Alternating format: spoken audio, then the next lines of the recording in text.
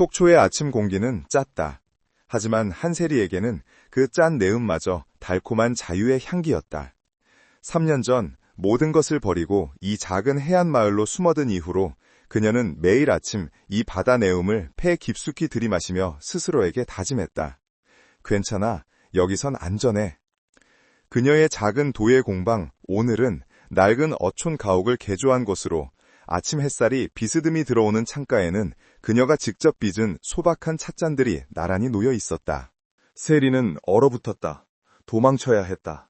당장 이곳을 벗어나야 했다. 하지만 발이 바닥에 붙어버린 듯 움직이지 않았다. 3년간 그녀를 짓눌러왔던 악몽이 현실이 되어 눈앞에 서 있었다. 권태하의 눈은 그녀를 정확하게 꿰뚫어보고 있었다. 놀라움 혹은 불쾌함. 그의 표정을 읽을 수는 없었지만 그가 자신을 완벽하게 기억해냈다는 것만은 분명했다. 이따위 쓰레기를 입고 갈 생각이었나? 그의 목소리는 낮고 위험했다. 세리가 고개를 저었다. 이것밖에 오수진 이사님이 보내신... 입 다물어! 권태하가 드레스를 바닥에 내팽개쳤다. 그는 즉시 비서에게 전화를 걸었다. 김비서, 1시간 내로 대한민국 최고의 아동복과 한세리 씨에게 어울릴 만한 기성복 중 가장 단정하고 품위 있는 걸로 전부 가져와. 사이즈는 알아서 파악해. 그리고 오수진 이사에게 전해. 내 손님에게 함부로 송대지 말라고. 세리는 놀라서 그를 바라보았다. 그가 지금 자신을 보호한 것인가? 오수진의 계략에 맞서? 전화기를 끄는 권태하가 세리를 돌아보았다. 그의 눈빛은 여전히 차가웠지만 그 안에는 분노 외에 다른 무언가가 담겨 있었다. 착각하지 마. 네가 망신당하는 건 곧 내 안목이 망신당하는 거니까. 내 물건에 흠집이 나는 건 참을 수 없거든. 그는 여전히 그녀를 물건이라 칭했지만 세리는 느낄 수 있었다. 그의 얼음장 같던 심장에 아주 작은 균열이 가고 있음을. 그날 밤 그가 새로 준비시킨 단정한 네이비색 원피스를 입은 세리와 귀여운 정장을 입은 별이를 데리고 본관 만찬장으로 향하는 권태하의 발걸음은 그가 의도한 것보다 조금 더 느렸고 아이의 보폭에 맞춰져 있었다. 그리고 그는 만찬 내내 오수진이 세리에게 던지는 날카로운 시선을 자신의 몸으로 막아내고 있었다. 가족 만찬이 끝난 후 권태하의 본관은 폭풍전야의 고요함 속에 잠겼다. 권태하가 노골적으로 한세리를 감싸고 오수진이 보낸 모욕적인 드레스를 쓰레기라 칭하며 짓밟은 사건은 저택 안의 모든 하인들에게까지 순식간에 퍼져나갔다. 그것은 권태하가 자신의 약혼녀인 오수진에게 공개적으로 날린 딱이나 다름없었다. 오수진은 그날 밤 모욕감과 분노로 온몸을 떨며 자신한 차를 몰아 저택을 빠져나갔다. 그녀의 아름다운 얼굴은 증오로 일그러져 있었다. 오수진에게 한세리는 이제 단순한 실수나 장난감이 아니었다. 그녀는 자신의 완벽한 계획, SJ건설과의 합병을 통한 은성그룹의 실질적인 지배라는 거대한 야망을 가로막는 치명적인 장애물이었다. 권태하의 얼음장 같던 심장이 그 천박한 여자와 아이 때문에 녹아내리고 있다는 것을 그날 만찬 자리에서 그의 눈빛을 본 모든 이가 알 수 있었다. 권태하는 변하고 있었다. 오수진은 더 이상 이 상황을 좌시할 수 없었다. 그녀는 한세리를 단순히 모욕하고 쫓아내는 수준이 아니라 완전히 재기불능의 상태로 매장시켜야 한다고 결심했다. 그녀의 계략은 치밀하고 잔인했다. 그녀는 권태하가 그룹의 명운을 걸고 추진 중인 속초 리조트 프로젝트를 이용하기로 했다. 그것은 현재 은성그룹의 가장 뜨거운 감자이자 권태하의 능력을 입증할 시험대였다. 그리고 공교롭게도 한세리는 그 프로젝트의 무대인 속초 출신이었다. 오수진은 이 연결고리를 놓치지 않았다. 그녀는 한세리에게 배신자라는 완벽한 굴레를 씌울 계획을 세웠다. 며칠 후 사건이 터졌다. 은성그룹의 속초 리조트 개발 프로젝트의 1급 기밀 자료, 핵심 조감도, 환경영향평가 보고서, 그리고 입찰 예정가, 경쟁사인 태평양건설과 한 언론사에 동시에 유출되는 사상 초유의 보안 사고가 발생했다. 은성그룹의 주가는 폭락했고 권태하는 긴급 이사회에 소환되어 맹비난을 받았다. 그룹 전체가 발칵 뒤집혔다. 권태하의 리더십은 순식간에 치명타를 입었고 그를 밀어내려던 배다른 형제들은 이때다 싶어 공세를 퍼부었다. 권태하는 분노로 이성을 잃기 직전이었다. 그는 지난 며칠간 한세리와 별이에게 쏟았던 생경한 관심과 감정들이 모두 사치였다고 자책했다. 그가 잠시 한눈을 판 사이 그의 제국에 불이 난 것이다. 그는 당장 내부 감찰팀을 가동해 유출 경로를 추적하라고 명령했다. 그리고 그날 저녁, 오수진이 결정적인 증거를 들고 그의 앞에 나타났다. 태아 씨, 정말 이런 걸 보여주고 싶진 않았는데. 오수진은 마치 비극의 여주인공처럼 슬픔과 안타까움이 뒤섞인 표정으로 서류 봉투 하나를 내밀었다. 그 안에는 별채 주변을 청소하던 하인이 발견했다는 대포폰, 불법 명의 전화기와 그 전화기에서 복원된 메시지 내역이 담겨 있었다. 메시지는 한세리가 태평양 건설의 내부 관계자 및 환경단체와 접촉한 내용을 조작한 내용이었다. 그의 시선이 세리의 등 뒤에 숨어 동그란 눈으로 자신을 빤히 쳐다보고 있는 작은 아이에게로 향했다. 그 순간 권태아의 차가운 눈동자가 지진이라도 일어난 듯 격렬하게 흔들렸다. 그는 자신도 모르게 자리에서 일어났다. 아이의 얼굴, 그 작은 얼굴에 너무나도 선명하게 새겨진 자신의 흔적, 부정할 수 없는 자신과 똑 닮은 눈매와 콧날. 그 여자는 속초 출신이에요. 오수진이 애써 눈물을 참는 듯한 목소리로 말했다. 아마 처음부터 태아 씨에게 복수할 생각으로 혹은 자신의 고향을 지킨다는 그릇된 신념으로 접근했을지도 몰라요. 우리가 그 여자에게 속은 거예요. 그 증거는 너무나도 절묘있다. 한세리의 출신 배경, 속초, 리조트 개발에 대한 반감, 추정, 그리고 결정적인 물증, 조작된 대포폰. 모든 화살이 한세리를 가리키고 있었다. 그날 밤 권태아는 얼음 폭풍과도 같은 기세로 별채의 문을 박차고 들어섰다. 별이는 이미 잠들어 있었고 세리는 낯선 곳에서의 긴장감에 지쳐 창백한 얼굴로 책을 읽고 있었다.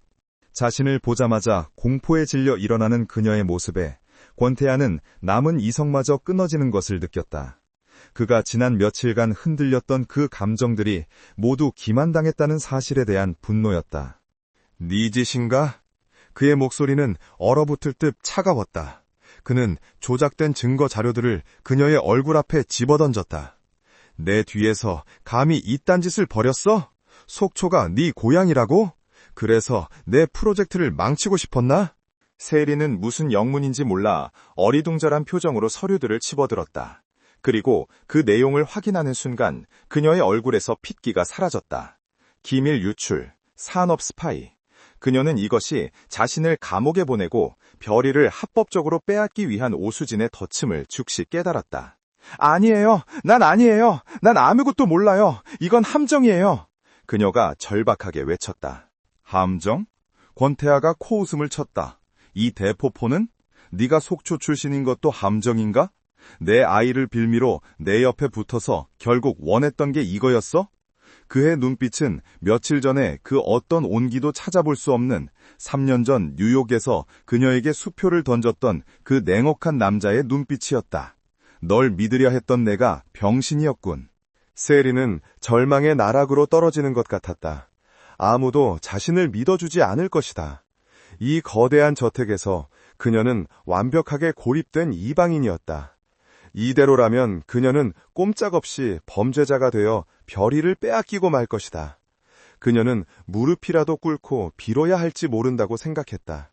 하지만 바로 그 순간 잠들어 있던 별이가 아빠의 고함 소리에 놀라 울음을 터뜨리며 깨어났다. 엄마, 무서워, 으앙. 아이의 울음소리는 세리의 무너지려던 정신을 붙잡는 마지막 동화줄이었다. 그녀는 아이에게 달려가 꼭 끌어안았다. 이 아이, 자신의 모든 것, 이 아이를 지켜야 했다. 세리가 다시 고개를 들었을 때 그녀의 눈에 더 이상 공포와 절망은 남아있지 않았다. 그 자리에는 차가운 분노와 맹렬한 결의가 타오르고 있었다. 그녀는 더 이상 3년 전의 도망자가 아니었다. 그녀는 엄마였다. 날 믿지 않아도 좋아, 권태아 씨. 세리의 목소리는 놀라울 만큼 침착했다. 어차피 당신은 날 믿은 적도 없었으니까. 하지만 당신은 지금 당신의 적이 파놓은 함정에 스스로 뛰어들고 있어. 권태아가 그녀의 당돌한 태도에 잠시 주춤했다. 뭐라고? 난 이딴 조잡한 증거로 날 모함한 여자가 누군지 알아. 그리고 그 여자가 얼마나 멍청한 실수를 저질렀는지도. 세리가 그가 던진 서류들, 유출되었다는 기밀 자료의 사본을 집어들었다. 그녀의 눈이 날카롭게 빛나기 시작했다. 난 도예가이기 이전에 대한민국 최고의 조경 디자이너였어. 당신이 내 재능을 탐내 나를 뉴욕까지 찾아오게 만들었던 바로 그 한셀이라고. 세리는 별이를 황급히 품에 안고 카페를 뛰쳐나왔다. 심장이 발밑까지 떨어지는 것 같았다. 뒤쫓아오지 않았다. 하지만 그녀는 느낄 수 있었다. 등 뒤에 와닿는 그 집요하고 서늘한 시선을. 3년간의 평화는 그렇게 산산조각 나버렸다. 그녀가 그토록 필사적으로 지키려 했던 비밀이 가장 피하고 싶었던 남자에게 발각되고 말았다. 아이와 함께. 그녀는 유출된 조감도와 환경영향평가 보고서를 빠르게 훑어보았다. 그녀의 뇌가 3년간 잠자고 있던 천재성을 깨우며 고속으로 회전하기 시작했다. 이 유출된 자료, 가짜야. 무슨 헛소리야. 가짜는 아니지. 하지만 최종본이 아니야. 세리가 도면의 특정 부분을 손가락으로 짚었다. 이 부분 배수 처리 설계. 이건 6개월 전 초기 디자인 아니야. 비효율적이고 비용이 많이 들어서 폐기된 아니지. 환경영향평가 보고서? 이것도 마찬가지야. 데이터가 전무 예전 거라고. 그녀가 권태아를 똑바로 노려보았다. 오수진 이사는 몰랐겠지. 그녀는 디자인이나 설계에 대해선 문외한일 테니까. 그녀는 그저 자기가 빼돌릴 수 있었던 초기 기밀 자료를 이용해 날 함정에 빠뜨리려 한 거야. 세리는 자리에서 일어났다. 별이를 품에 안은 채였지만 그녀의 기세는 방 안의 권태아를 압도했다. 날 감옥에 보내고 싶으면 그렇게 해. 하지만 그 전에 당신 프로젝트를 망친 진짜 범인부터 잡아야 하지 않겠어? 그녀는 더 이상 도망치는 여자가 아니었다. 자신의 전문 지식을 아는 가장 강력한 무기를 손에 쥔 채 반격을 선언한 것이다. 난 내가 하지 않았다는 걸 증명할 거야. 그리고 당신의 그 잘난 약혼녀가 무슨 짓을 했는지도 전부 밝혀낼 거야. 내 딸을 걸고. 권태아의 숨이 순간 멎었다. 가짜라고? 그의 첫 반응은 불신이었다. 패닉에 빠진 여자의 허무맹랑한 발악. 하지만 그의 눈은 세리의 눈을 떠나지 못했다. 그 눈은 공포에 질린 사람의 눈이 아니었다. 그것은 자신의 영역을 침범당한 전문가의 차갑고 날카로운 분노였다. 그녀는 권태아가 던진 자료, 조감도와 설계도를 미친 사람처럼 다시 한번 훑어보았다. 이 배수 설계 기억나요? 6개월 전 초기 아니었죠. 그녀의 목소리는 빠르고 정확했다. 3년간 흙먼지를 만지며 잠자고 있던 천재성이 깨어나는 순간이었다. 당신네 팀이 수자원 효율성 문제로 폐기했던 바로 그 안이에요. 난 이 안이 왜 문제인지 10페이지짜리 보고서로 써서 제출할 수도 있어요. 그리고 이 환경 영향평가 데이터? 이것도 마찬가지예요. 최근에 지질변화 데이터가 전혀 반영되지 않았어. 이걸 그대로 믿고 덤벼든 태평양 건설은 아마 지금쯤 엉터리 정보에 웃고 있겠죠. 권태아는 온몸에 소름이 돋았다. 그는 즉시 프로젝트 총괄 본부장에게 전화를 걸었다. 유출된 데이터, 지금 당장 6개월 전 B플랜과 대조해봐. 당장! 수화기 너머로 다급한 목소리와 서류 넘어가는 소리가 들렸다. 몇 초간의 침묵 품 본부장의 경악에 찬 목소리가 터져나왔다. 부회장님, 맞습니다. 이건 저희가 6개월 전에 폐기한 B플랜입니다. 최종 마스터 플랜이 아닙니다. 전화가 끊기고 방 안에는 무거운 침묵이 내려앉았다. 권태아의 굳었던 얼굴이 서서히, 아주 서서히 무너져 내렸다. 그가 틀렸다. 그는 완벽하게 속았다. 그가 며칠간 잠시나마 마음을 열었던 그 여자를, 자신의 아이를 낳은 그 여자를, 자신의 약혼녀가 파놓은 조잡한 함정에 빠져 제물로 삼으려 했다. 그가 지난 며칠간 느꼈던 감정의 동요와 죄책감이 이제는 거대한 쓰나미가 되어 그를 덮쳤다. 오수진. 그가 짐승처럼 낮게 으르렁거렸다. 이제 분노의 대상은 명확해졌다. 세리는 그제야 긴장이 풀린 듯 다리에 힘이 풀려 주저앉을 뻔했다. 하지만 그녀는 아이를 안은 팔에 힘을 주며 버텼다. 그 여자는 날 처음부터 제거하고 싶었던 거예요. 세리가 떨리는 목소리로 말했다. 내가, 그리고 별이가 당신 옆에 있는 걸 견딜 수 없었던 거죠. 그래서 당신이 가장 아파할 프로젝트 기밀을 이용해 나에게 산업 스파이라는 누명을 씌우고 감옥에 보내 내게서 별이를 합법적으로 빼앗으려 한 거예요. 권태하는 눈을 감았다. 세리의 추론은 한치의 오차도 없이 완벽했다. 오수진의 오만함이 감히 조경 디자인 전문가 앞에서 가짜 설계도를 들이민 것이 그녀의 발목을 잡았다. 일어나. 그가 세리에게 손을 내밀었다. 세리는 그 손을 잡지 않고 스스로 일어났다. 당신이 날 믿을 필요는 없어. 하지만 당신은 이용당했어. 그리고 나도. 공방으로 돌아온 세리는 문을 걸어 잠그고 가쁜 숨을 몰아쉬었다. 손이 덜덜 떨려 찻잔을 놓칠 뻔했다. 별이는 엄마의 갑작스러운 행동에 놀라 울음을 터뜨렸다. 엄마, 무서워. 세리는 아이를 끌어안고 속삭였다.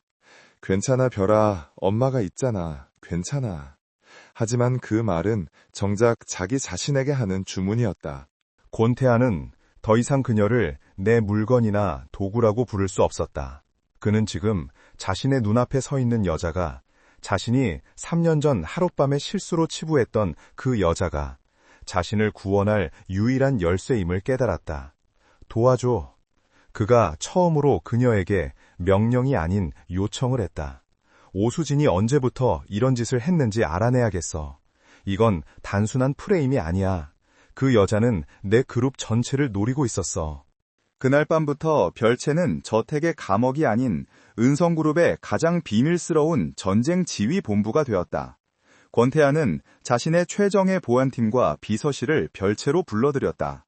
세리는 별이를 잠시 집사에게 맡기고 3년 만에 처음으로 디자이너 한세리의 모습으로 돌아왔다. 그녀는 권태하의 서재에서 오수진이 그동안 관여했던 모든 프로젝트 자료를 검토하기 시작했다. 그들이 파고들수록 오수진의 야망은 거대하고 추악했다. 그녀는 속초 리조트건뿐 아니라 SJ건설과의 합병을 유리하게 이끌기 위해 지난 1년간 은성그룹의 주요 입철 정보를 조직적으로 빼돌려왔다. 속초 리조트의 가짜 정보 유출은 권태하를 실각시키고 한세리를 제거하여 자신의 입지를 공고히 하려던 마지막 발악이었던 것이다. 이상해요. 세리가 3년 전 자료까지 검토하던 중 고개를 갸웃거렸다.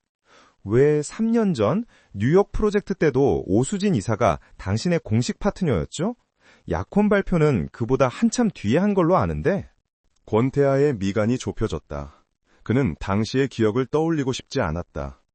그때부터 집안끼리 합병 논의가 오갔으니까. 하지만 세리가 짚은 지점은 날카로웠다. 그때부터 오수진은 그의 주변을 맴돌았다. 그날 밤, 뉴욕의 그날 밤이요. 세리가 어렵게 입을 열었다. 그녀의 뺨이 창백하게 질렸다. 난 그날 파티에서 오수진 이사를 봤어요. 그녀가 나에게 샴페인을 건넸죠. 미래를 위하여 라면서. 그 샴페인을 마신 뒤부터 기억이 흐릿했다. 머리가 어지러웠고 그녀는 쉬기 위해 자신의 방으로 가려다 길을 잃었다. 그리고 눈을 떴을 때 권태하의 침대 위였다. 동시에 권태하는 3년 전 저신의 약혼녀가 될 오수진의 뒷조사를 했던 비공식 보고서를 떠올렸다. 당시에는 대수롭지 않게 넘겼던 기록. 사교계에서 특정 약물을 불법적으로 입수하려는 정황 포착. 퍼즐 조각이 맞춰졌다. 권태하는 즉시 3년 전 그날 밤 자신과 오수진 그리고 한세리의 동선을 시간대별로 재구성하라고 명령했다. 결과는 충격적이었다. 오수진은 그날 밤 권태하에게 의도적으로 접근해 약을 탄 술을 건넸다. 그녀의 계획은 약에 취한 권태하를 자신의 방으로 데려가 돌이킬 수 없는 실수를 만들고 그것을 빌미로 약혼과 합병을 앞당기려는 것이었다.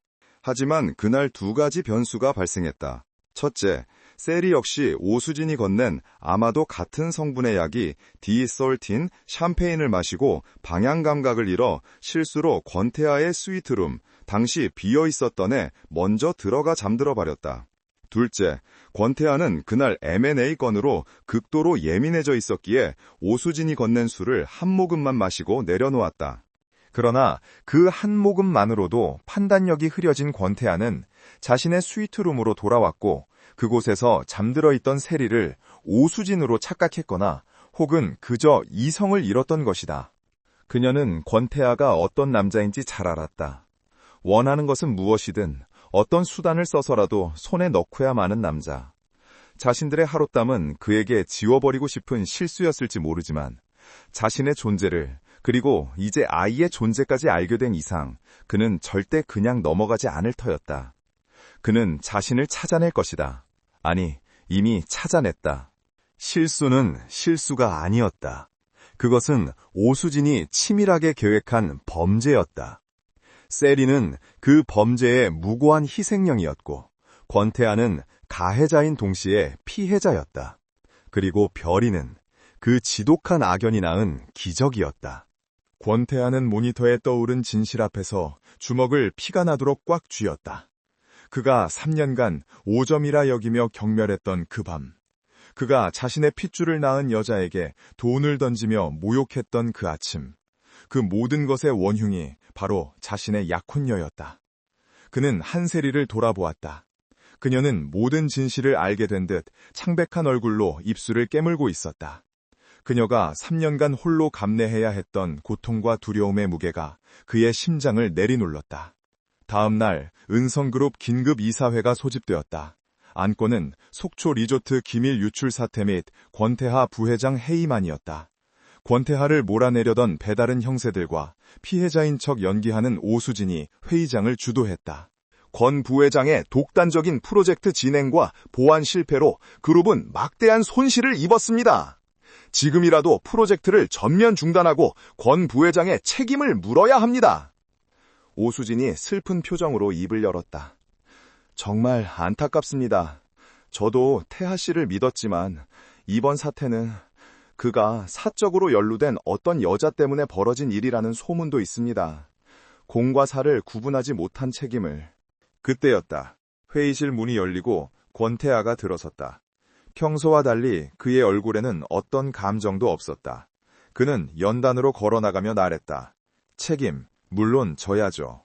그가 스크린에 첫 번째 자료를 띄웠다. 태평양 건설에 유출된 B플랜 설계도였다.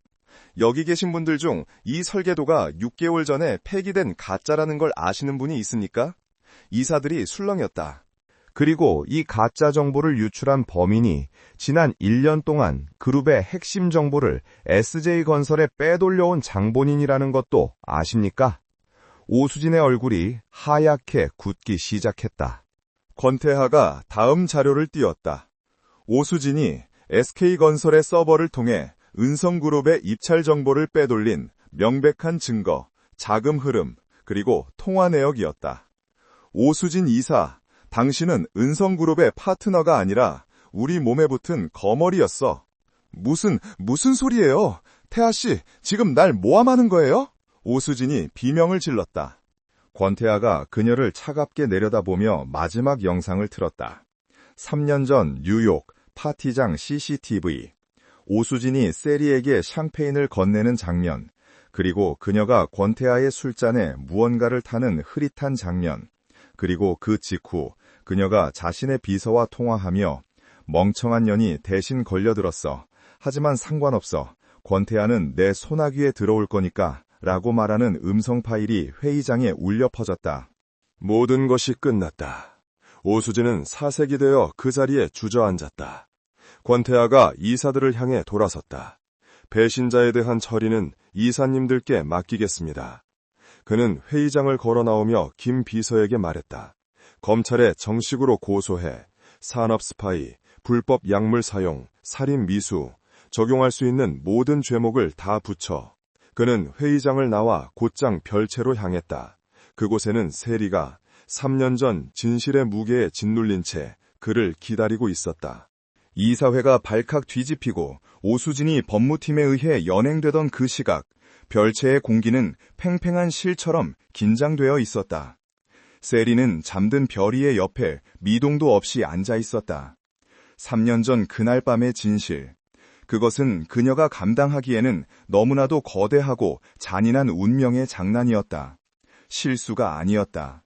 모든 것은 한 여자의 추악한 욕망이 빚어낸 범죄였고, 자신과 권태하, 그리고 이 작은 아이는 그 범죄의 가장 끔찍한 피해자였다.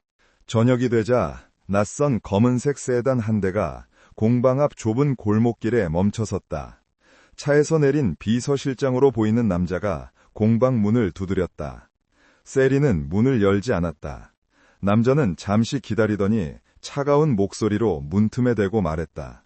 한세리 씨, 권태하 부회장님께서 찾으십니다.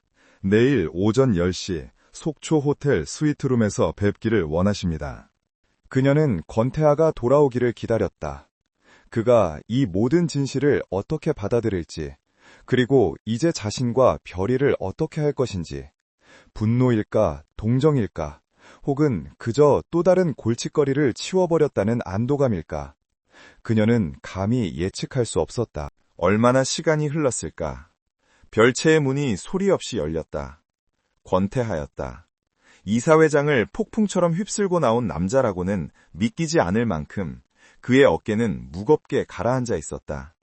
그는 그녀가 뉴욕에서 처음 만났던 오만한 재벌 3세도, 그녀를 속초에서 끌고 왔던 냉혹한 지배자도 아니었다.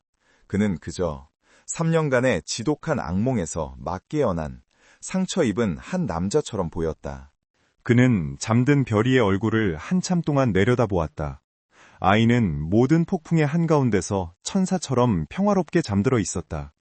그의 눈시울이 미세하게 붉어졌다. 그는 천천히 세리를 향해 돌아섰다. 그리고 그 오만했던 남자가 그녀 앞에서 깊이, 아주 깊이 고개를 숙였다. 미안하오.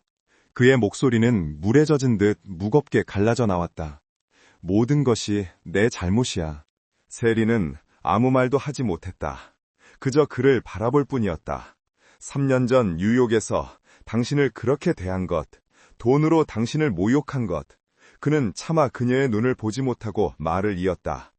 그리고 3년 후 당신을 찾아내서 내 아이를 지키려는 당신을 협박하고 이 차가운 곳에 가둔 것, 그리고 오늘 당신을 내 손으로 의심하고 범인으로 몰아세운 것까지. 그가 고개를 들었다. 그의 눈에는 세리가 단 한 번도 본 적 없는 깊은 고통과 참의가 담겨 있었다. 그 모든 것에 대해 용서를 구하오, 한세리 씨.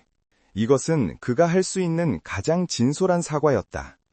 세리는 그가 이 말을 하기까지 자신의 오만함과 자존심을 얼마나 처절하게 부수어야 했는지 알 수 있었다. 그녀의 얼어붙었던 심장에 뜨거운 무언가가 울컥 차올랐다. 그녀는 울지 않으려 입술을 깨물었다. 권태하는 품 안에서 서류 한 장을 꺼냈다.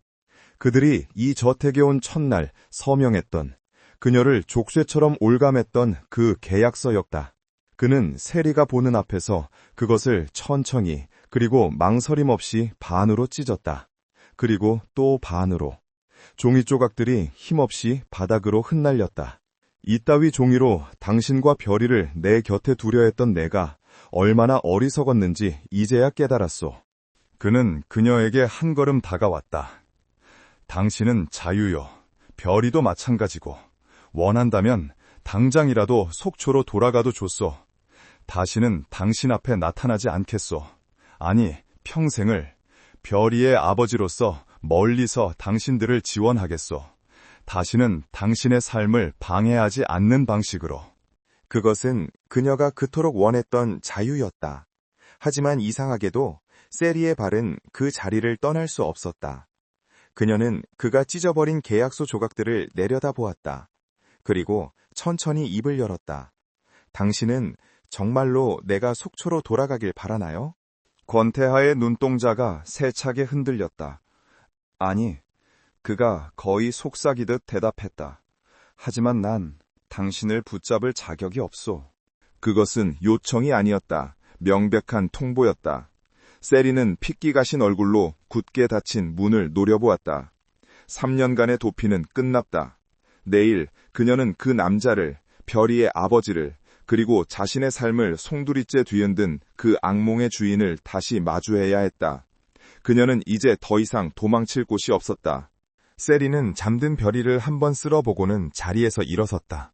그녀는 그의 앞에 섰다. 당신은 틀렸어요, 권태하 씨. 그녀의 목소리는 더 이상 떨리지 않았다. 당신이 내게 저지른 잘못, 맞아요. 평생 용서받지 못할 상처일지도 모르죠. 하지만 오수진이 우리에게 저지른 짓은 그 상처와는 비교도 안 되는 범죄예요. 그녀는 창밖을 바라보았다. 우린 둘 다 피해자예요. 그리고 동시에 별이에게는 평생을 빚진 죄인이고, 난 더 이상 도망치고 싶지 않아요. 내 딸 별이가 실수나 범죄의 결과물이 아니라 이 모든 악연을 끊고 태어난 기적이라는 걸 증명하고 싶어요. 그녀가 그를 똑바로 바라보았다. 그러니까 당신에게 기회를 주겠어요. 내 남편이나 계약 상대가 아니라 한별의 아버지로서 당신의 자리를 되찾을 기회. 권태하는 자신의 귀를 의심했다. 그는 감히 그녀가 자신을 용서하리라고는, 자신에게 이런 기회를 주리라고는 상상도 못했다. 그의 손이 그녀를 향해 조심스럽게 뻗어나왔다. 세리는 피하지 않았다. 그가 그녀의 뺨을 감쌌을 때 그녀는 비로소 참았던 눈물을 흘렸다. 그것은 공포나 슬픔의 눈물이 아니었다. 3년간의 지독한 어둠을 뚫고 마침내 빛을 만난 안도와 용서의 눈물이었다. 몇 달 후 서울의 새벽은 그 어느 때보다 눈부시게 밝아오고 있었다. 한강이 내려다 보이는 권태하의 펜트하우스. 한때 세리에게 황금 세장처럼 느껴졌던 그곳은 이제 따뜻한 온기가 감도는 집이 되어 있었다. 거실 한가운데에는 별이가 좋아하는 곰 인형과 스케치북이 어지럽게 널려 있었고, 주방에서는 구수한 빵 냄새가 풍겨나왔다. 세리는 3년 전 자신이 디자인했던 그 모습으로 돌아와 있었다. 아니, 그보다 더 당당하고 빛났다. 그녀는 한세리 조경 디자인 연구소를 열었고, 은성그룹의 전폭적인 지원을 받으며 자신의 꿈을 펼쳐나가고 있었다. 그녀의 첫 번째 프로젝트는 아이러니하게도 속초였다. 권태하는 오수진의 탐욕으로 얼룩졌던 리조트 개발 계획을 전면 백지화했다. 대신 그는 그 부지 전체를 속초시에 기부했다. 그리고 그곳에 세리가 3년 전부터 홀로 구상해왔던 자연과 사람이 공존하는 대한민국 최대 규모의 지속 가능한 생태공원 프로젝트를 의뢰했다. 돈을 위해 디자인하지 않는다던 그녀의 신념이 이제 권태하의 신념이 되었다. 권태하 역시 변했다. 그는 여전히 은성그룹의 냉철한 부회장이었지만 더 이상 감정 없는 로봇이 아니었다. 그는 웃을 줄 알았고 사과할 줄 알았으며 무엇보다 사랑할 줄 알게 되었다. 그는 매일 저녁 6시면 정확히 퇴근해 별이와 흙장난을 했고 서툰 솜씨로 세리가 빚은 찻잔에 차를 따랐다. 그날 아침 세리와 권태하는 나란히 통유리창 앞에 서서 서울의 새벽을 맞이하고 있었다. 별이는 아직 꿈나라였다. 속초 생태공원 정말 멋지게 완성될 것 같아요. 세리가 그의 어깨에 기댔다. 당신이 아니었다면 불가능했을 거야. 권태하가 그녀의 손을 꼭 잡았다. 그날의 실수, 그게 아니었다면 우린 어땠을까? 세리가 문득 중얼거렸다. 권태하는 그녀를 돌려세워 부드럽게 입을 맞췄다. 그의 입맞춤은 더 이상 3년 전에 거칠고 이기적인 것이 아니었다. 한없는 존경과 사랑, 그리고 미안함이 담긴 따뜻한 입맞춤이었다. 밤이 깊었지만 세리는 잠들 수 없었다. 그녀는 잠든 별이의 얼굴을 하염없이 쓰다듬었다. 이 아이를 어떻게 지켜야 할까? 그 거대한 재벌의 힘 앞에서 자신 같은 평범한 여자가 할 수 있는 일이 무엇일까? 그녀는 자신의 과거를 떠올렸다. 천재라 불리던 시절 그녀는 어떤 난관 앞에서도 꺾이지 않는 자존심과 강인함을 가졌었다. 하지만 지금의 그녀는 아이를 지켜야 하는 어머니였다. 그건 실수가 아니었어. 그가 그녀의 이마에 입을 맞추며 속삭였다. 그건 내 지독했던 삶에 찾아온 유일한 구원이었지. 당신과 별이를 만난 건 내 인생 유일의 기적이야. 창밖으로 떠오른 태양이 서울을 환하게 비추기 시작했다. 3년간의 길고 어두웠던 밤이 끝나고 그들의 삶에 비로소 진정한 아침이 밝아오고 있었다. 그녀는 결심했다. 도망치지 않겠다. 숨지도 않겠다. 그녀가 도망칠수록 권태하는 더욱 집요하게 그녀를 올감할 것이다. 그녀는 맞서야 했다. 설령 그것이 계란으로 바위치기일지라도 별이를 위해서라면 기꺼이 그 바위가 되어야 했다. 내일의 대면은 피할 수 없는 전쟁의 서막이었다. 다음 날 아침, 세리는 평소보다 더 정성스럽게 별이에게 아침밥을 먹였다. 그리고 마을에서 가장 믿을 만한 이웃집 할머니에게 별이를 잠시 맡겼다. 그녀는 옷장에서 가장 단정하지만 결코 초라해 보이지 않는 검은색 원피스를 꺼내 입었다. 3년 만에 처음으로 화장대 서랍 깊숙이 넣어두었던 립스틱을 꺼내 발랐다. 붉은 입술은 그녀의 창백한 얼굴에 결연한 의지를 더해 주었다. 세리는 능숙한 손놀림으로 물레 위에 흙을 다독였다. 부드러운 흙덩이가 그녀의 손길에 따라 서서히 형태를 갖추어가는 과정은 마치 부서졌던 자신의 삶을 다시 빚어내는 의식과도 같았다. 그녀는 한때 대한민국 조경 디자인계의 가장 빛나는 신성이었다. 25의 나이로 국제 공모전을 휩쓸고 감히 상상도 못할 프로젝트들을 성공시켰던 천재 디자이너 한세리. 하지만 그 모든 영광은 하룻밤의 실수, 그리고 그 실수의 결과물과 함께 재가 되어 사라졌다. 속초 호텔 최고층 스위트룸. 세리가 약속된 시간에 맞춰 문을 열고 들어섰을 때 권태아는 이미 그곳에 있었다. 어제와 같은 완벽한 정장 차림으로 통유리창 너머 자신이 곧 개발할 바다를 내려다보고 있었다. 그의 뒷모습만으로도 숨이 막힐 듯한 위압감이 느껴졌다. 그가 천천히 돌아섰다. 어제보다 더 차갑고 냉정한 눈빛이었다. 그는 그녀를 머리끝부터 발끝까지 훑어보았다. 마치 가치를 감정하는 듯한 오만한 시선이었다. 세리는 주먹을 꽉 쥐었다. 떨지 말자, 기죽지 말자. 그녀는 똑바로 그의 눈을 마주 보았다. 앉지. 그가 턱짓으로 소파를 가리켰다. 목소리마저 얼음장 같았다. 세리는 그가 가리킨 곳이 아닌 그의 맞은편 소파에 허리를 곧게 펴고 앉았다.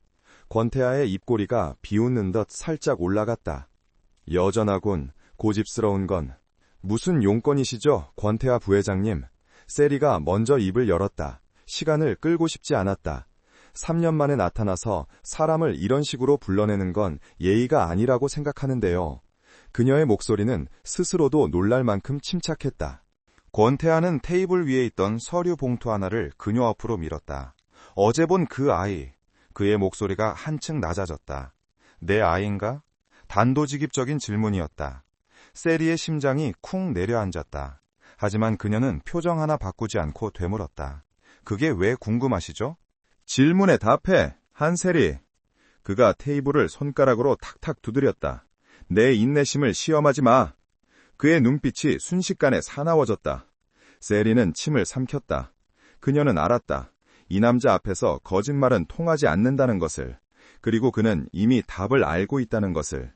세리의 침묵은 그 어떤 대답보다 더 확실한 긍정이었다. 권태하의 턱근육이 꿈틀거렸다. 그는 천천히 자리에서 일어나 통유리창 앞으로 걸어갔다. 그의 등은 산처럼 거대하고 차가웠다. 방 안의 공기가 얼음장처럼 차갑게 내려앉았다. 세리는 숨조차 크게 쉴 수 없었다. 3년. 그가 창밖을 내다보며 낮게 을조렸다. 감히 내 아이를 훔쳐서 3년 동안이나 쥐새끼처럼 숨어 지냈어. 그의 목소리에는 분노가 서려 있었지만 그보다 더 깊은 것은 지독한 배신감과 통제력을 잃었다는 사실에 대한 모욕감이었다. 권태아의 인생에서 예측 불가능한 일이란 존재하지 않았다. 모든 것은 그의 계획대로 그의 통제 하에 움직여야 했다. 그는 3년 전 뉴욕의 그 밤을 떠올렸다. 지독한 폭우가 쏟아지던 날, 은성그룹의 북미지사 파티가 열리던 화려한 볼룸. 그는 당시 그룹의 명운이 걸린 M&I 건으로 극도의 스트레스에 시달리고 있었다. 그때 그녀, 한세리를 만났다. 업계의 주목을 한몸에 받던 천재 조경 디자이너. 권태아는 그녀의 재능을 높이사 은성그룹의 새로운 랜드마크 프로젝트에 영입하려 했지만 그녀는 그의 제안을 단칼에 거절했다. 저는 돈을 위해 디자인하지 않습니다. 오만아리만큼 당당했던 그녀의 눈빛을 그는 기억했다. 그날 밤 그는 평소와 달리 과음했다. 그리고 누군가 건넨 술잔. 그 이후의 기억은 조각나 있었다. 머리가 깨질 듯한 두통과 함께 호텔 스위트룸에서 눈을 떴을 때 곁에는 그녀가 있었다. 그리고 자신은 평생에 단 한 번도 저지르지 않았던 실수를 저질렀다는 것을 깨달았다. 그는 모욕감과 자기 혐오에 휩싸였다. 그는 그녀에게 거액의 수표를 내밀었고 그녀는 그 수표를 그의 얼굴에 던지듯 내팽개치고 사라졌다. 그는 그 일을 자신의 완벽한 인생에 남은 유일한 오점이라 여기며 억지로 지워버렸다. 그런데 이제 와서 그 오점이 3살짜리 아이가 되어 그의 눈앞에 나타났다. 어제 카페에서 본 아이의 얼굴, 자신을 놀랄 만큼 빼닮은 그 작은 존재. 권태하는 어젯밤 한숨도 자지 못했다. 그는 즉시 비서실에 한세리에 대한 모든 것을 파헤치라고 지시했다. 불과 몇 시간 만에 그의 책상 위에는 그녀의 3년간의 행적이 고스란히 올라와 있었다. 엄마, 별이 배고파요. 공방 한쪽에 마련된 작은 놀이공간에서 앙증맞은 목소리가 울렸다. 세리의 시선이 목소리가 들려온 곳으로 향했다. 3살 배기 딸 한별. 그녀의 세상 전부이자 그녀가 숨어 사는 이유였다. 아이는 엄마를 닮아 유난히 까만 눈동자를 반짝이며 달려와 세리의 다리를 껴안았다. 세리는 흙 묻은 손을 황급히 앞치마에 닦으며 아이를 안아들었다. 아이에게서 나는 따뜻한 분유 냄새가 그녀의 불안한 심장을 다독였다. 천재 디자이너의 갑작스러운 은퇴, 모든 연락 도절, 그리고 이 외딴 속초에서의 삶. 그녀가 운영하는 작은 도예 공방, 그리고 주민등록등본에 선명하게 찍힌 한별이라는 이름. 아버지는 공란이었다. 권태하는 보고서를 집어던졌다. 감히 내 아이를 낳고 나를 완벽하게 기만한 채 3년이나 숨어 살았단 말인가. 그가 천천히 돌아섰다. 그의 눈은 분노로 이글거렸다. 왜 말하지 않았지? 그가 세리에게 성큼성큼 다가왔다. 그의 거대한 그림자가 그녀를 완전히 집어삼켰다. 내 아이라는 걸 알았을 텐데 왜 나한테 알리지 않았냔 말이다. 세리는 고개를 꼿꼿이 들었다. 두려웠지만 물러서지 않았다. 말하면 뭘 어쩌실 건데요? 그녀의 목소리가 가늘게 떨렸지만 눈빛만은 단호했다. 그날 아침 당신이 내게 했던 짓을 기억해요. 당신에게 그 아이는 또 다른 실수일 뿐이잖아요. 난 내 아이를 당신 같은 사람의 실수로 만들고 싶지 않았어요. 실수? 권태하가 기가 막힌다는 듯 웃었다. 그 웃음소리는 얼음처럼 차가웠다. 내 핏줄이다. 은성그룹의 후계자가 될 수도 있는 내 아이야. 그런데 감히 네가 그걸 실수 따위로 치부해? 그는 세리의 팔을 거칠게 움켜쥐었다. 세리가 아픔에 얼굴을 찡그렸지만 그는 놓아줄 생각이 없어 보였다. 네가 지난 3년간 누린 그 하찮은 평화, 그게 누굴 기만하고 얻어낸 건지 알아? 넌 날 속였어. 내 아이를 훔쳤다고. 그의 소나귀 힘이 점점 더 강해졌다. 당신이 먼저 날 모욕했어요. 세리도 참지 않고 소리쳤다. 눈물이 핑 돌았지만 그녀는 울지 않으려 입술을 깨물었다. 당신에게 난 하룻밤 실수 상대, 그 이상도 이하도 아니었어. 그런 당신에게 아이를 말할 수 있을 것 같았어요? 아이를 뺏기지나 않으면 다행이죠. 그래서 숨었나? 권태하가 그녀를 노려보며 말했다. 이 좁아터진 바닷가 마을에서 네 재능을 전부 썩혀가면서 고작 도자기나 불행이나 만들면서? 그의 시선이 그녀의 거칠어진 손을 향했다. 한때 세상에서 가장 창의적인 디자인을 그려내던 섬세한 손이었다. 내 아이를 이런 식으로 키우려고 했던 건가? 초라하게? 초라하지 않아요. 세리가 그의 손을 뿌리쳤다. 별이는 누구보다 행복하게 자라고 있어요. 돈이 전부가 아니에요. 당신 같은 사람은 절대 이해 못하겠지만 별이는 사랑받으면서 크고 있다고. 사랑. 권태하의 입가에 냉소가 걸렸다. 그 사랑이라는 게 얼마나 무력한지 곧 알게 될 거다. 당장 짐 싸. 그가 다시 창가로 돌아서며 명령했다. 서울로 간다. 세리는 믿을 수 없다는 듯 그를 바라보았다. 뭐라고요? 내가 왜 당신을 따라가야 하죠? 여긴 내 집이고 내 공방이에요. 별이의 집이라고요. 권태하가 천천히 그녀를 돌아보았다.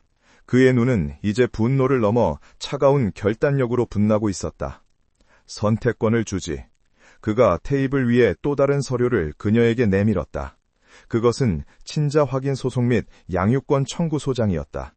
첫째, 네가 지금 당장 내 아이와 함께 순순히 날 따라오는 것. 둘째, 내가 이 서류를 법원에 제출하고 넌 변호사 한 명 제대로 못 구한 채 내 아이를 빼앗기는 것. 세리의 얼굴이 하얗게 질렸다. 그녀는 그가 단순한 협박을 하는 것은 아님을 알았다. 그는 권태하였다. 대한민국을 쥐락트락하는 은성그룹의 실세. 그가 마음만 먹으면 그녀에게서 별이를 빼앗아가는 것은 일도 아니었다. 법정 싸움? 그녀는 그에게 상대가 되지 못했다. 어떻게 나한테 이럴 수 있어요? 세리의 목소리가 절망으로 갈라졌다. 별이는 내 전부예요. 당신은 3년 동안 아버지 노릇 한 번 한 적 없잖아요. 우리 별이 조금만 기다려. 엄마가 세상에서 제일 맛있는 계란찜 해줄게. 그녀는 아이의 통통한 볼에 입을 맞추며 다정하게 속삭였다. 이 평화, 이 작은 행복을 지키기 위해서라면 그녀는 무엇이든 할 수 있었다. 심지어 자신의 이름과 과거, 그리고 미래까지도 포기할 수 있었다. 그녀는 더 이상 천재 디자이너가 아니었다. 그저 속초의 작은 공방 주인, 그리고 한별의 엄마일 뿐이었다. 그건 네가 기회를 박탈했기 때문이지. 권태아가 냉정하게 대꾸했다. 그리고 난 아버지 노릇을 하려는 게 아니야. 내 아이를 제자리로 돌려놓으려는 거지. 내 핏줄은 내 통제하에 있어야 한다. 그는 세리 앞에 놓인 소장을 손가락으로 가볍게 두드렸다. 선택해, 한세리. 네가 그토록 지키고 싶어하는 아이와 함께 서울로 갈 건가? 아니면 아이를 나에게 넘기고 너 혼자 이 초라한 곳에 남을 건가? 그것은 선택이 아니었다. 사형 선고였다. 세리는 떨리는 손으로 소장을 집어들었다. 글자들이 눈앞에서 춤을 췄다. 그녀는 알았다. 그녀의 3년간의 도피는 처참한 실패로 끝났다는 것을. 권태아는 그녀의 무너지는 표정을 무감각하게 바라보았다. 분노는 가라앉았지만 그의 마음은 여전히 복잡했다. 아이, 자신의 아이. 그 작은 존재가 어제 자신을 올려다보던 그 까만 눈동자. 그 눈동자는 분명 자신을 닮아 있었다. 분노하는 별개로 핏줄에 대한 기묘한 소유욕이 그의 안에서 꿈틀거리고 있었다. 그는 그 아이를 자신의 세계로 데려와야 했다. 완벽하게 자신의 방식대로. 오늘 오후까지 시간을 주지. 짐을 쌀 시간. 그가 마지막 통보를 날렸다. 비서가 다시 올 거다. 그리고 명심해. 도망칠 생각은 추호도 하지 마. 이 대한민국 땅에서 네가 내 눈을 피할 수 있는 곳은 없으니까. 그는 재킷을 여미고 스위트룸을 나갔다. 문이 닫히는 소리가 세리의 심장에 쐐기를 박는 듯 했다. 그녀는 그 자리에 주저앉아 소리 없이 눈물을 터뜨렸다. 세리는 무너진 다리를 가까스로 일으켜 공방으로 돌아왔다. 모든 것이 끝났다. 그녀가 3년간 쌓아올린 모래성은 권태아라는 거대한 파도 앞에서 흔적도 없이 사라졌다. 그녀의 눈앞에는 2개의 길만이 남았다. 별이를 빼앗기고 이곳에 홀로 남아 폐인처럼 살아가거나 아니면 아이와 함께 서울이라는 거대한 황금세장 속으로 걸어 들어가는 것. 그녀에게 선택권은 애초에 없었다. 그녀는 잠든 별이의 곁에 한참을 멍하니 앉아 있었다. 아이의 평화로운 얼굴을 보자 뜨거운 눈물이 뺨을 타고 흘러내렸다. 이 작은 천사를 지키기 위해 그녀는 악마와도 기꺼이 거래해야 했다.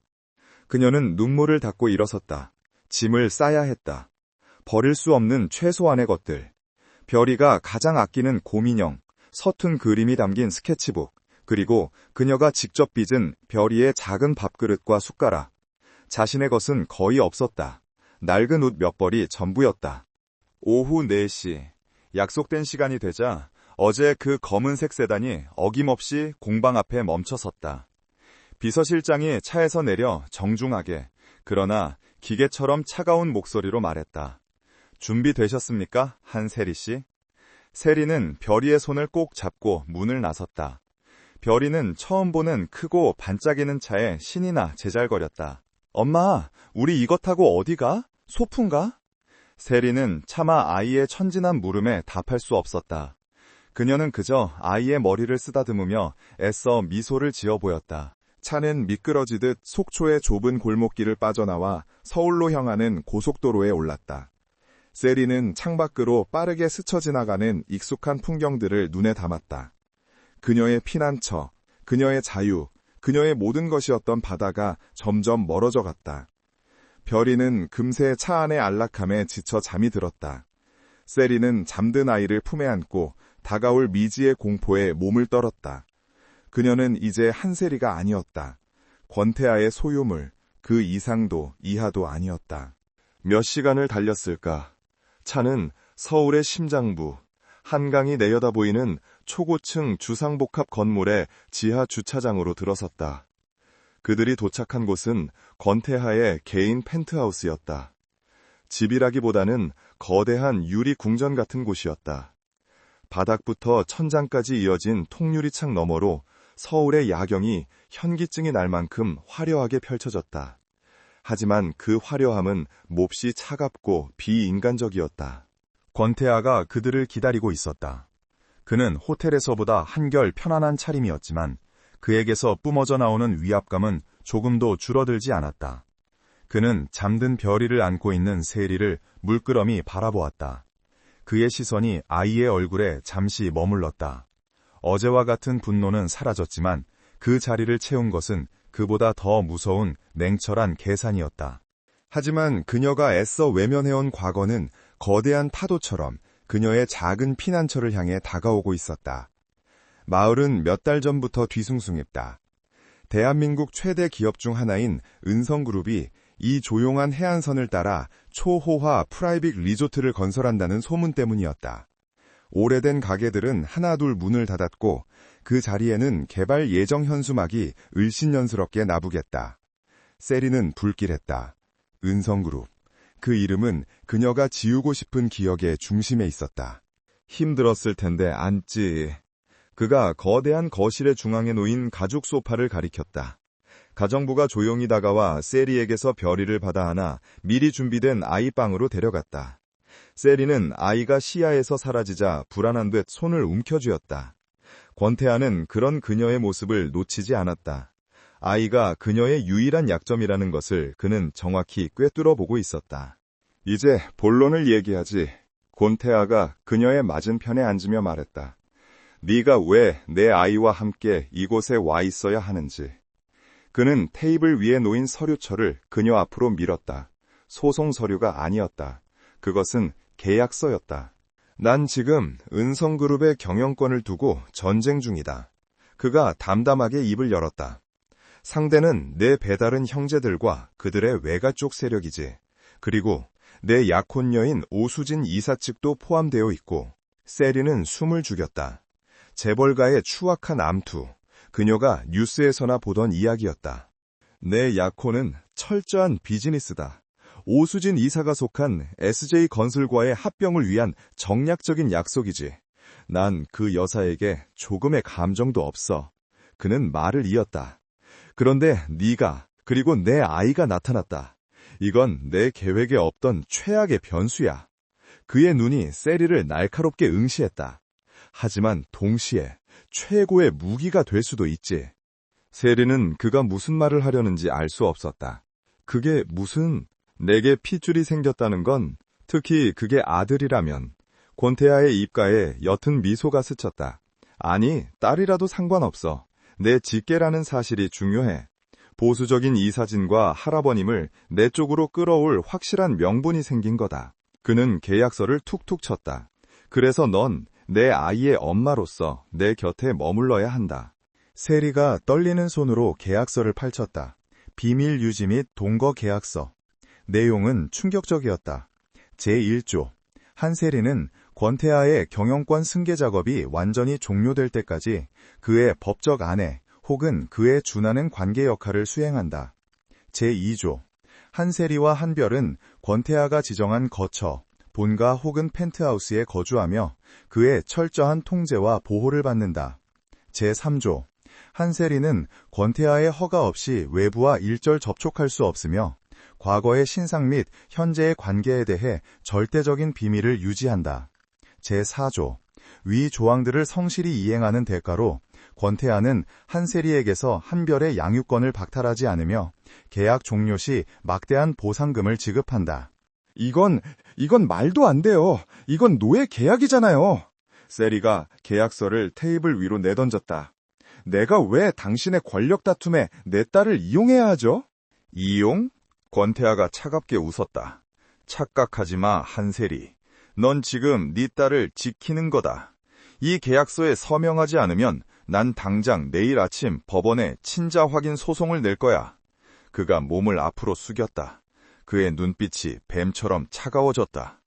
대한민국 최고의 로펌이 네가 지난 3년간 아이를 유괴하고 양육을 방임했다고 증명할 거다. 넌 평생 네 딸을 다시는 못 보게 될 수도 있어. 내가 그렇게 만들 거니까. 절망이 세리의 온몸을 휘감았다. 그는 진심이었다. 그는 그럴 힘이 있었고 망설임 없이 실행할 남자였다. 그녀에게는 다른 길이 없었다. 그녀는 별이를 잃을 수 없었다. 그녀의 삶의 이유, 그녀의 전부인 아이를. 세리는 부들부들 떨리는 손으로 펜을 집어들었다. 눈물이 계약서 위로 떨어져 잉크를 번지게 할 뻔했다. 그녀는 이를 악물었다. 울지 않겠다. 이 남자 앞에서 두 번 다시 약한 모습을 보이지 않겠다. 그녀는 자신의 영혼을 파는 문서에 망설임 없이 이름을 적어내렸다. 한세리. 그날 오후 세리는 별이의 손을 잡고 공방 근처의 작은 카페로 향했다. 아이가 좋아하는 딸기 케이크를 사주기 위해서였다. 여느 때와 다름없는 평범한 오후였다. 하지만 카페 문을 열고 들어서는 순간 세리는 온몸의 피가 차갑게 식는 것을 느꼈다. 익숙하면서도 지독하게 낯선 압도적인 존재감. 카페의 가장 안쪽 창가 자리에 마치 주변의 모든 빛을 빨아들이는 블랙홀처럼 한 남자가 앉아 있었다. 현명한 선택이야. 권태아가 만족스럽다는 듯 계약서를 거두어들였다. 그의 얼굴은 목적을 달성한 사냥꾼처럼 냉혹했다. 내일부터 넌 한별이와 함께 본가로 들어간다. 거기서 넌 내 약혼 여인 오수진 이사를 만나게 될 거다. 진짜 전쟁은 지금부터 시작이니까. 그는 자리에서 일어났다. 가정부가 네 방을 안내할 거다. 푹 쉬도록 해. 앞으로는 쉴 날이 많지 않을 테니까. 그는 세리를 뒤로한 채 서재로 사라졌다. 거대한 펜트하우스에 홀로 남겨진 세리는 그제야 참았던 숨을 토해냈다. 그녀는 자신의 손으로 직접 황금 세장의 문을 열고 들어왔다. 모든 것이 끝났고 모든 것이 이제 막 시작되고 있었다. 권태아의 펜트하우스에서의 하룻밤은 지옥에서의 예행 연습과도 같았다. 낯선 침대, 숨막히는 정막, 그리고 창밖에 화려한 야경이 주는 이질감 속에서 세리는 뜬 눈으로 밤을 지새웠다. 별이는 다행히 낯선 환경에도 금세 적응해 새근새근 잠들었지만 세리는 아이의 잠든 얼굴을 보며 이것이 과연 옳은 선택이었는지 수천 번을 되물었다. 하지만 그녀에게 다른 길은 없었다. 그녀는 이미 권태하라는 거미줄에 걸린 나비였다. 다음 날 아침 그들은 권태하가 본가라고 부르는 곳으로 향했다. 서울 상복동, 높은 담장과 울창한 소나무 숲으로 둘러싸인 거대한 저택이었다. 펜트하우스가 현대적인 유리성이었다면 이곳은 세월의 무게와 권위가 느껴지는 낡았지만 위압적인 요새였다. 굳게 닫힌 철문이 굉음을 내며 열리고 차가 안으로 들어서는 순간 세리는 자신이 왕조시대의 궁궐로 끌려 들어가는 후궁이라도 된 듯한 착각에 빠졌다. 집안의 공기는 펜트하우스보다 더 차갑고 무거웠다. 고풍스러운 가구들과 값비싼 예술품들이 박물관처럼 전시되어 있었지만 그 어디에도 사람의 온기라고는 느껴지지 않았다. 집안을 관리하는 나이든 집사와 하녀들은 세리와 별이를 유령처럼 대했다. 그들은 정중하게 고개를 숙였지만 그들의 눈빛에는 노골적인 경멸과 호기심이 뒤섞여 있었다. 그들은 이미 이 집의 새로운 손님에 대한 모든 것을 알고 있는 듯했다. 이곳이 한세리 씨와 따님이 머무실 별채입니다. 집사가 차갑게 안내했다. 본관에서 조금 떨어진 작지만 완벽하게 관리된 한옥이었다. 겉보기엔 아늑해 보였지만 세리는 이곳이 감시와 격리를 위한 장소임을 직감했다. 권 부회장님께서는 당분간 본가에 머무르시며 회장님을 보필하실 겁니다. 두 분의 식사는 따로 준비해드릴 것이며 부회장님의 허가 없이는 본관 출입에 삼가주시기 바랍니다. 완벽한 감금이었다. 세리는 별이의 손을 더욱 굳게 잡았다. 별이는 신기한 듯 커다란 정원을 둘러보며 천진하게 웃었다. 엄마, 여기 진짜 크다. 우리 여기서 계속 사는 거야? 세리는 아무 대답도 할 수 없었다. 그녀는 그저 아이를 끌어안고 이 낯선 곳에서 어떻게든 살아남아야 한다고 다짐할 뿐이었다. 그들의 감금 생활은 며칠간 이어졌다. 권태하는 코빼기도 보이지 않았다. 그는 세리와 별이를 이 저택에 던져넣은 후 마치 그들의 존재를 잊어버린 듯 했다. 하지만 세리는 알았다. 그가 보이지 않는 곳에서 모든 것을 지켜보고 통제하고 있음을. 그녀에게 배달되는 식사는 최고급이었고 별이를 위한 장난감과 옷들이 매일같이 배달되었다. 그는 그녀를 물질적으로는 완벽하게, 그러나 정신적으로는 철저하게 고립시키고 있었다. 그리고 마침내 이 저택의 또 다른 주인이자 세리가 마주해야 할 가장 큰 적이 그 모습을 드러냈다. 그날 오후 세리가 별채 툇마루에서 별이와 함께 그림을 그리고 있을 때였다. 흠잡을 데 없이 완벽한 정장 차림의 한 여자가 집사를 대동하고 별채로 걸어 들어왔다. 키가 크고 우아했으며 머리부터 발끝까지 수억 원대를 혹하는 명품으로 치장한 여자. 그녀의 얼굴에는 인형처럼 아름답지만 차가운 미소가 걸려 있었다. 네가 한 세리? 여자가 세리를 위아래로 훑어보며 말했다. 목소리는 꿀을 바른 듯 달콤했지만 그 안에 숨겨진 가시는 날카로웠다. 소문으로만 듣던 그 실수의 주인공이구나. 검은색 맞춤 정장은 그의 넓은 어깨와 완벽한 비율을 가감없이 드러냈다. 날카로운 턱선과 오만한 콧날, 그리고 모든 감정을 거세한 듯 차가운 눈동자. 3년 전 뉴욕의 그랜트 볼룸에서 스치듯 마주쳤던, 그리고 단 하룻밤의 운명적인 실수를 함께 저질렀던 남자. 은성그룹의 황태자, 권태하 부회장이었다. 세리는 자리에서 일어났다. 직감적으로 알 수 있었다. 이 여자가 바로 권태하의 약혼녀, SH 건설의 이사, 오수진이라는 것을. 누구신지 모르겠지만 무례하시군요. 세리가 별이를 등 뒤로 감추며 말했다. 오수진이 조롱하듯 웃음을 터뜨렸다. 무례? 내가 지금 누구 앞에서 격식을 차려야 하는 거지? 태아 씨의 발목을 잡은 첩, 아니면 그 결과물. 그녀의 시선이 세리 뒤에 숨은 별이에게 향했다. 그 눈빛은 아이를 보는 것이 아니라 더러운 벌레를 보는 듯한 혐오감으로 가득 차 있었다. 세리의 피가 거꾸로 솟았다. 자신을 욕하는 것은 참을 수 있어도 별이를 모욕하는 것은 용납할 수 없었다. 제 아이에게 그런 눈빛 걷어주시죠. 세리가 차갑게 맞받아쳤다. 오수진은 세리의 당돌함에 잠시 놀란 듯 눈썹을 치켜 세웠다. 어머, 쥐새끼인 줄 알았더니 이빨도 제법 날카롭네. 그녀가 세리에게 한 걸음 다가왔다. 값비싼 향수 냄새가 역겹게 코를 찔렀다. 착각하지 마, 한세리. 넌 그냥 태아 씨가 잠시 갖고 노는 장난감, 아니 지금은 권력 다툼에 필요한 방패막이일 뿐이야. 네가 낳은 저 아이도 마찬가지고. 그녀는 세리의 귓가에 속삭였다. 태아 씨는 날 선택할 거야. 은성그룹과 SJ건설의 합병, 그게 그 사람이 원하는 거니까. 너 같은 밑바닥 출신 여자가 끼어들 자리는 없어.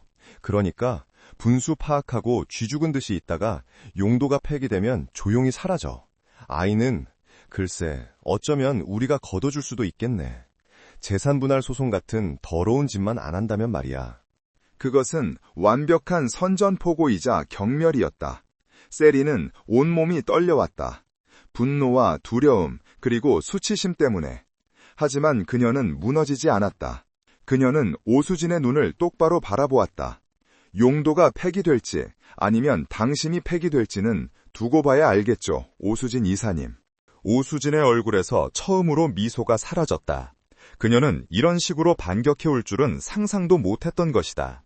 그녀는 세리의 뺨이라도 갈길 때 손을 들어 올렸다가 이내 멈췄다.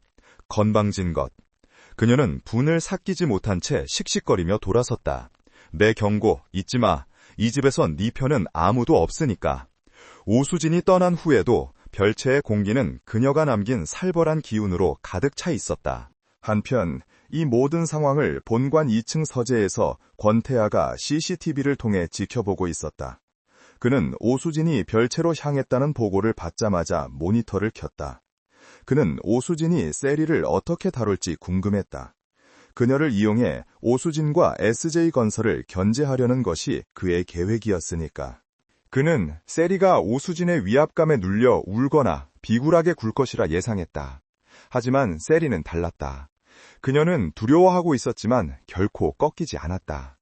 특히 자신의 아이를 모욕하는 순간 그녀의 눈빛에서 터져나온 분노와 결의는 권태아조차 놀라게 할 만큼 강렬했다. 용도가 폐기될지 아니면 당신이 폐기될지는 두고 봐야 알겠죠. 그녀의 마지막 말은 권태아의 마음속에 예상치 못한 파문을 일으켰다. 그는 자신의 계획이 어긋나고 있음을 느꼈다. 세리는 그저 순순히 이용당해줄 약한 여자가 아니었다. 그녀는 3년 전 자신의 재앙을 거절했던 그 당돌한 천재 디자이너 한셀이 그대로였다. 아니, 엄마가 된 그녀는 그때보다 훨씬 더 강인해져 있었다.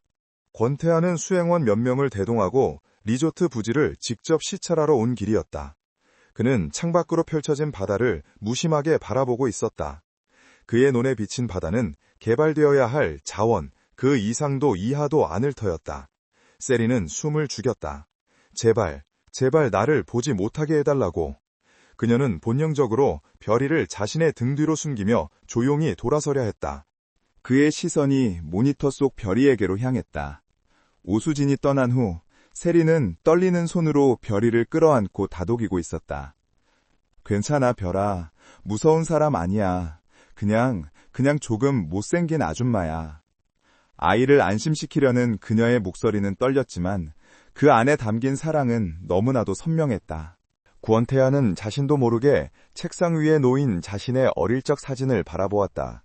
아버지의 인정을 받기 위해 단 한 번도 따뜻한 포옹을 받아보지 못했던, 감정 없이 완벽한 후계자로 길러진 자신의 유년 시절.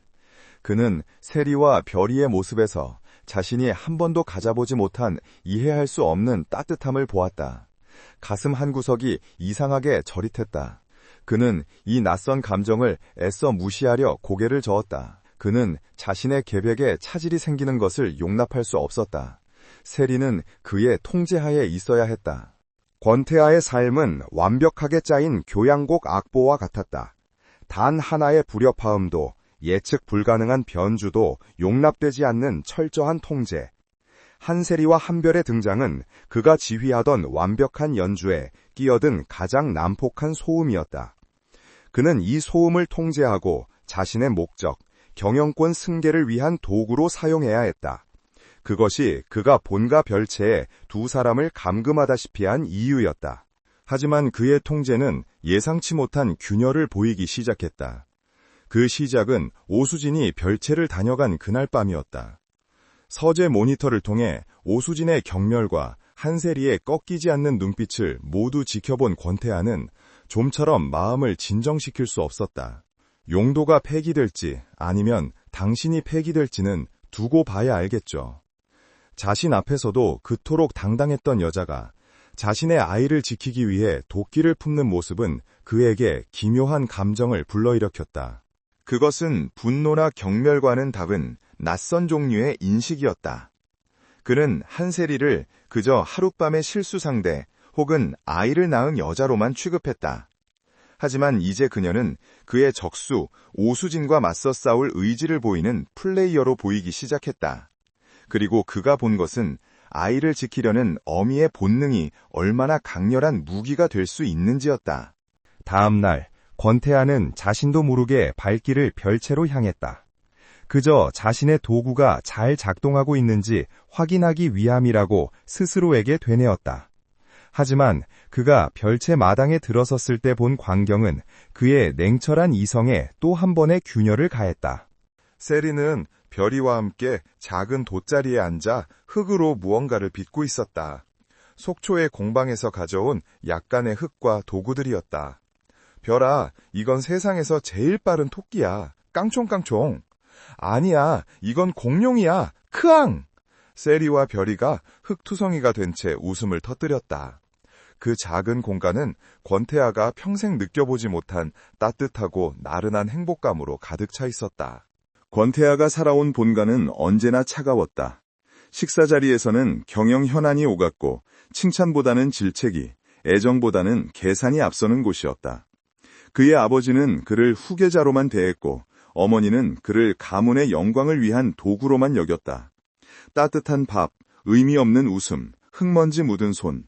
이 모든 것은 그가 경멸에 맞지 않는 쓸모없는 감정의 영역에 속한 것들이었다. 아저씨다! 그를 먼저 발견한 것은 별이었다. 아이는 흙 묻은 손으로 그를 가리키며 해맑게 외쳤다. 그 소리에 세리의 표정이 순식간에 굳어졌다. 그녀는 본능적으로 별이를 감싸 안으며 경계태세를 취했다. 어제 오수진이 남긴 상처가 아직 아물지 않은 탓이었다. 권태하는 자신이 왜 이곳에 왔는지 그 목적을 순간 잊어버렸다. 그는 그저 자신을 아저씨라 부르며 신기한 듯 쳐다보는 작은 아이와 그 아이를 지키려는 어미의 맹렬한 눈빛 앞에 서 있었다. 무슨 짓이지? 그가 간신히 뱉어낸 말은 스스로가 듣기에도 어색할 만큼 딱딱했다. 엄마, 케이크! 하지만 별이가 천진난만한 목소리로 외치는 순간 모든 것이 멈췄다. 아이의 맑은 목소리는 조용했던 카페 안을 선명하게 갈랐다. 권태아의 고개가 천천히, 아주 천천히 소위가 난 쪽으로 돌아갔다. 그의 무감각했던 시선이 세리의 얼굴에 닿는 순간 그의 눈썹이 미세하게 꿈틀거렸다. 보시다시피 별이와 놀아주는 중입니다만 세리가 쌀쌀맞게 대꾸했다. 그녀는 그가 또 무슨 트집을 잡으러 온 것인지 잔뜩 정계하고 있었다. 이런 것도 부회장님의 허락을 받아야 하는 일이었나요? 그의 미간이 좁혀졌다. 그녀의 가시돋친 말이 불쾌해야 마땅한데 이상하게도 그의 시선은 그녀의 손에 들린 작은 흙 인형에 고정되었다. 토끼도 공룡도 아닌 이상한 모양의 그것. 그게 뭐지? 그가 물었다. 별이가 세리의 품에서 고개를 내밀고 자랑스럽게 외쳤다. 아빠 만들었어요. 순간 세리와 권태아 두 사람 모두 얼어붙었다. 세리는 사색이 되어 별이의 입을 막았다. 별아, 그런 말. 하지만 아이는 그저 천진만만하게 권태아를 바라볼 뿐이었다. 세리는 아이에게 아빠에 대해 가르친 적이 없었다. 그저 동화책에 나오는 아빠라는 존재를 그에게 대입한 것뿐이리라. 권태아의 심장이 이상하게 내려앉았다. 아빠. 그가 평생 들어볼 것이라 상상도 못했던, 그러나 너무나도 당연해야 할 그 호칭. 그는 아이의 눈을 제대로 마주볼 수 없었다. 그는 황급히 고개를 돌렸다. 쓸데없는 짓. 그는 차갑게 내뱉고는 도망치듯 별채를 빠져나왔다. 하지만 그의 귀에는 흙 묻은 손을 흔들며 아저씨 잘 가요 라고 외치는 별이의 목소리가 맴돌았다. 그날 이후 권태하의 일상은 더욱 흔들렸다. 그는 서재의 CCTV 모니터를 보는 시간이 길어졌다. 그는 자신이 한세리와 별이를 감시하는 것이라 합리화했다. 하지만 그는 알고 있었다. 자신이 그 작은 별채에서 피어나는 온기를, 자신이 갖지 못한 그 쓸모없는 감정들을 훔쳐보고 있다는 것을. 그는 세리가 별이에게 책을 읽어주는 다정한 목소리를 들었고 서툰 솜씨로 밥을 먹다 얼굴에 온통 밥풀을 묻히는 별이를 보며 쿡쿡 웃는 세리의 웃음소리를 들었다. 그리고 그런 그녀를 보며 3년 전 뉴욕의 그 밤 자신의 제안을 거절하며 저는 돈을 위해 디자인하지 않아요. 영혼이 없는 디자인은 죽은 거니까요. 라고 말하던 그녀의 빛나던 눈동자를 떠올렸다. 그녀는 여전히 살아있었다. 자신의 영혼을 지키며. 그러던 중 오수진의 두 번째 공격이 시작되었다.